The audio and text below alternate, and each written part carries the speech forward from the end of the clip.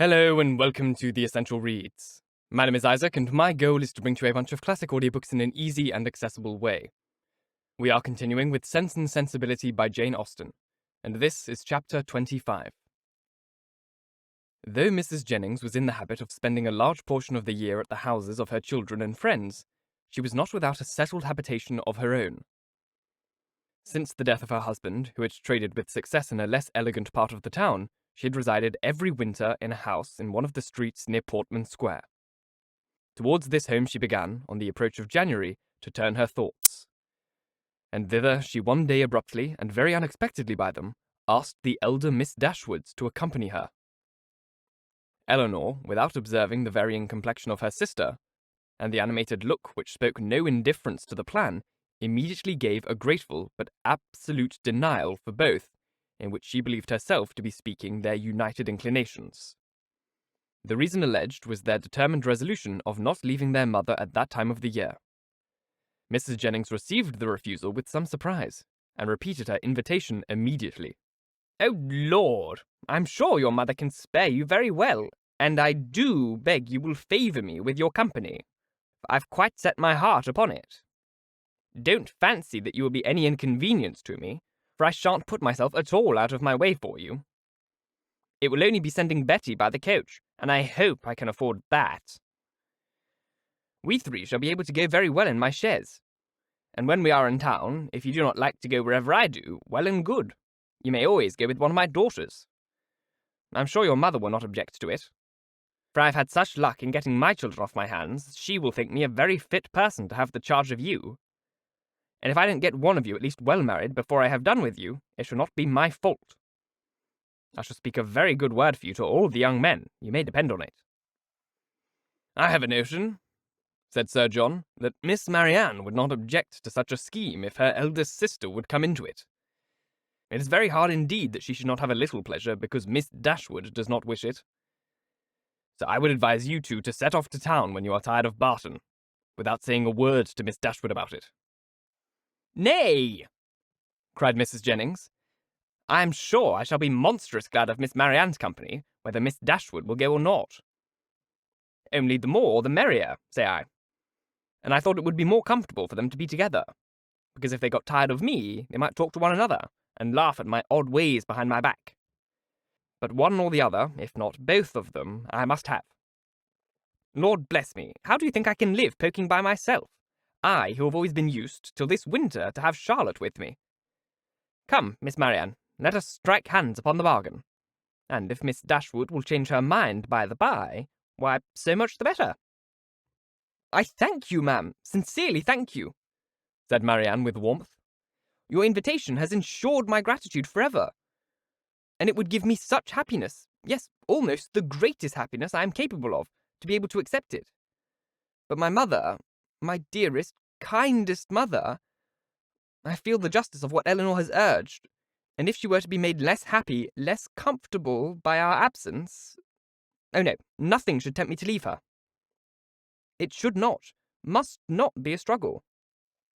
Mrs. Jennings repeated her assurance that Mrs. Dashwood could spare them perfectly well, and Elanor, who now understood her sister, and saw to what indifference to almost everything else she was carried by her eagerness to be with Willoughby again, made no further direct opposition to the plan, and merely referred it to her mother's decision, from whom, however, she scarcely expected to receive any support in her endeavour to prevent a visit which she could not approve of for Marianne, and which, in her own account, she had particular reasons to avoid. Whatever Marianne was desirous of, her mother would be eager to promote. She could not expect to influence the latter to a cautiousness of conduct in an affair respecting which she had never been able to inspire her with distrust, and she dared not explain the motive of her own disinclination for going to London. That Marianne, fastidious as she was, thoroughly acquainted with Mrs. Jennings' manners, and invariably disgusted by them, should overlook every inconvenience of that kind, should disregard whatever must be most wounding to her irritable feelings in her pursuit of one object, was such a proof so strong, so full of the importance of that object to her, as Elanor, in spite of all that had passed, was not prepared to witness.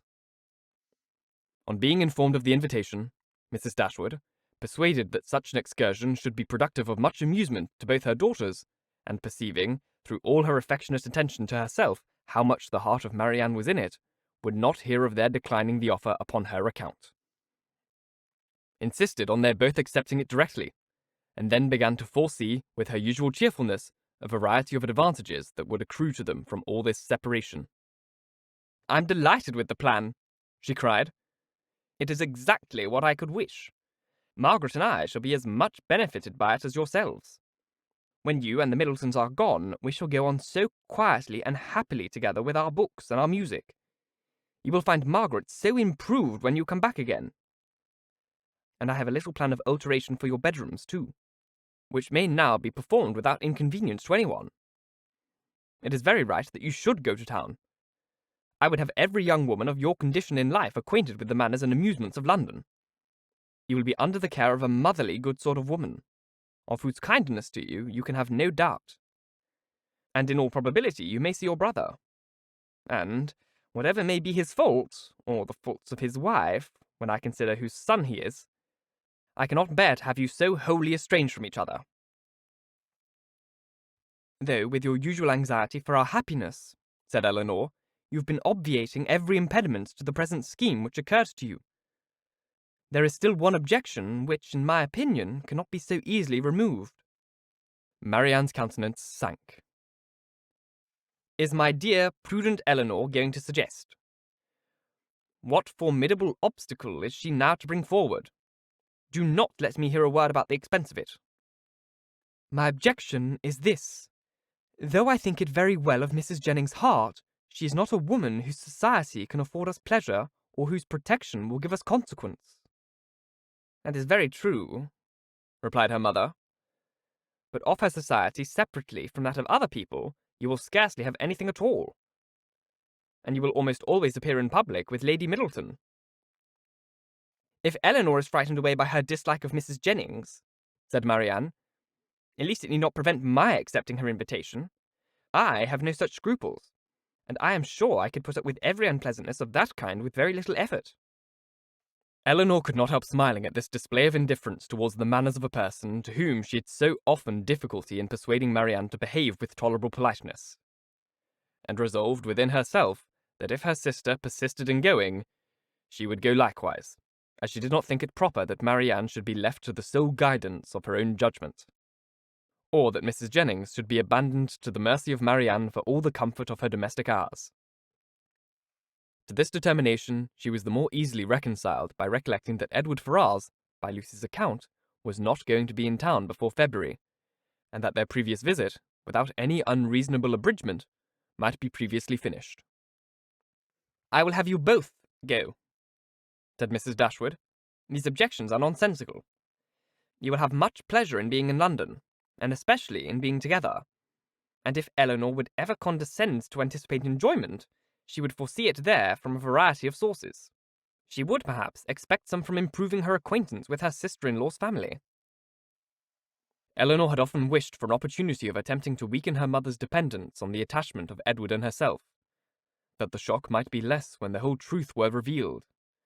And now, on this attack, though almost hopeless of success, she forced herself to begin her design by saying, as calmly as she could, "I like Edward Ferrars very much, and shall always be glad to see him. But as to the rest of the family, it is a matter of perfect indifference to me whether I am ever known by them or not." Mrs. Dashwood smiled and said nothing. Marianne lifted up her eyes in astonishment, and Elanor conjectured that she might as well have held her tongue.